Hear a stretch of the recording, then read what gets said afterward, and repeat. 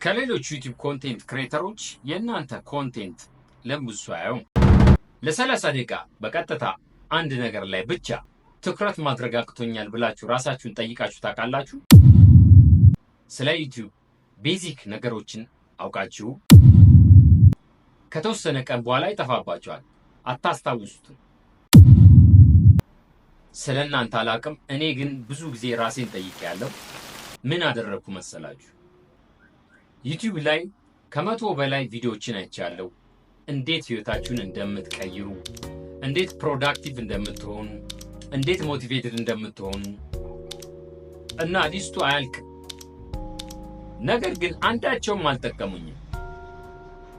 እምላችሁ ኖት ኤ ሲንግል ዋን። ዘ ሪዝን ኢዝ ሲምፕል።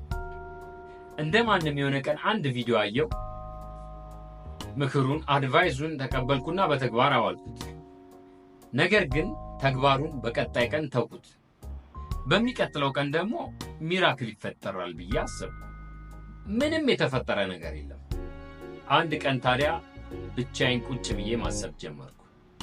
በፈጣሪ ማሰበው ግን ልክ አይደለም፣ ስህተት የኔ ሆኖ ማለት ነው።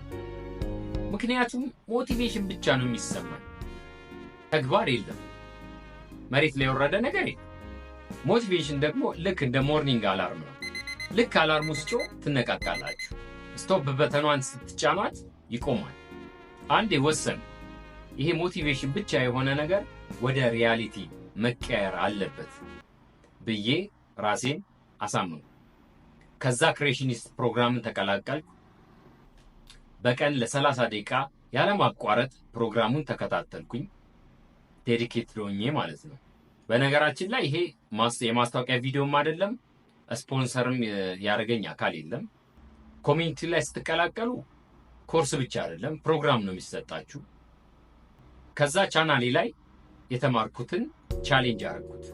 ሰብስክራይብ ለማግኘት ብቻ ሳይሆን ራሴን የተጠያቂነት ስሜት እንዲሰማኝ ለማድረግም ጭምር አስቤ ቀጠሉ። ከዛ አሳካሁት።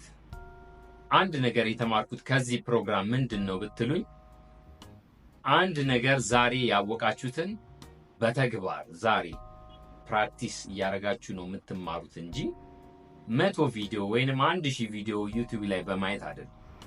የሰው ችግርን በመፍታት እንጂ ኮንሰፕት ብቻ ማወቅ ትርጉም የለውም።